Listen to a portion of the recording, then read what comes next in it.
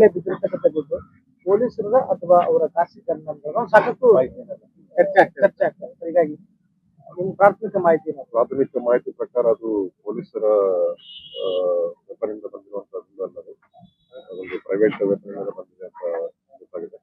ಅದನ್ನ ಇನ್ನೂ ವಿಚಾರ ಮಾಡ್ತಾ ಇದ್ವಿ, ಎಫ್ಎಸ್ಎಲ್ ಅವರು ಚೆಕ್ ಮಾಡ್ತಾ ಇದ್ದಾರೆ.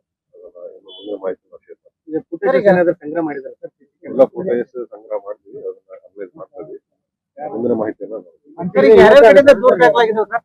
ಈಗ ದೂರು ಪ್ರಕರಣ ಯಾರ್ಯಾರ ಕಡೆಯಿಂದ ದಾಖಲಾಗಿದೆ? ಒಟ್ಟಾರೆಯಾಗಿ 4 ಪ್ರಕರಣಗಳಾಗಿದೆ.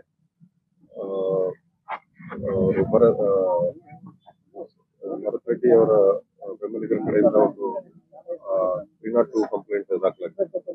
ಯಾರು ರಾಜಶೇಖರ್ ಮೃತಪಟ್ಟಿದ್ದಾರೆ ಅವರ ಪರವಾಗಿ ಒಂದು 302 ಕಂಪ್ಲೇಂಟ್ ದಾಖಲಾಗಿದೆ. ಸತೀಶ್ ರೆಡ್ಡಿ ಅವರ ಪರವಾಗಿ ಒಂದು 307 ಅಟೆಂಪ್ಟ್ ಟು ಮರ್ಡರ್ ಕೇಸ್ ಒಂದು ದಾಖಲಾಗಿದೆ. ಇನ್ನೊಬ್ಬ ವ್ಯಕ್ತಿ ಒಂದು SCC ಕೇಸ್ ಕೂಡ ಕೊಟ್ಟಿದ್ದಾರೆ, ಬೈದಿದ್ದಾರೆ ಅಂತ ಹೇಳಿ ಜನರೈತನ ಅವರ ವಿರುದ್ಧವಾಗಿ ಮಾಡಿದ್ದಾರೆ. ಮತ್ತೆ ಇನ್ನೊಂದು ನಮ್ಮ ಪೊಲೀಸ್ ಒಂದು ಟೊಮೊಟೊ ಕೇಸ್ ದಾಖಲು ಮಾಡಿದ್ವಿ ಎಲ್ಲರ ಮೇಲೆ, ಯಾರ್ಯಾರಲ್ಲಿ ಪ್ರೆಸೆಂಟ್ ಇದ್ರು, ಯಾರು ಗಲಾಟೆಗೆ ಕಾರಣವಾಗಿದ್ರು ಅವರೆಲ್ಲರ ಮೇಲೆ